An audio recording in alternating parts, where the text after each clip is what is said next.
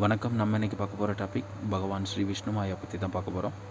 மாயா எப்படிப்பட்ட தெய்வன்றது வழிபடுறவங்களுக்கு தெரியும். இல்லை வழிபட புதுசாக நினைக்கிறவங்களா, இல்லை மாயா பற்றி ஏதாவது எண்ணங்கள் தோணுதா, இல்லை ஒருவேளை சிலருக்கு எதிர்பாராத விதமாக கனவுல காட்சி தராரா, அப்படி இருக்கவங்களுக்கு கண்டிப்பாக அந்த வீடியோ யூஸ்ஃபுல்லாக இருக்கும்.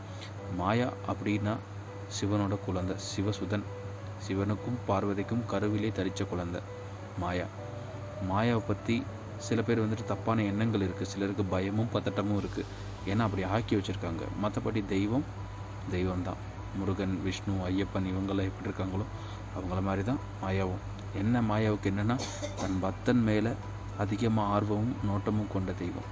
எந்த சூழ்நிலையும் தான் பக்தன் தனக்கு மட்டும்தான், அவனை எந்த சூழ்நிலையும் கைவிடாமல் ரட்சிக்கக்கூடிய மகாரட்சகன். கண்ணின் இமைப்போல் காப்பவனேன்னு சொல்லி தான் மாயாவை வழிபடவே செய்வாங்க. இவர் வழிபடுறதுக்கு பெருசாக படைகளோ பூஜை புரஸ்காரங்களோ தேவையில்லைங்க. நல்ல மனசு இருந்தால் போதும். நம்பிக்கையோடு வழிபடணும். மாயா கிட்ட கொடுத்த வாக்கு எப்பயுமே உறுதியானதாக இருக்கணும்.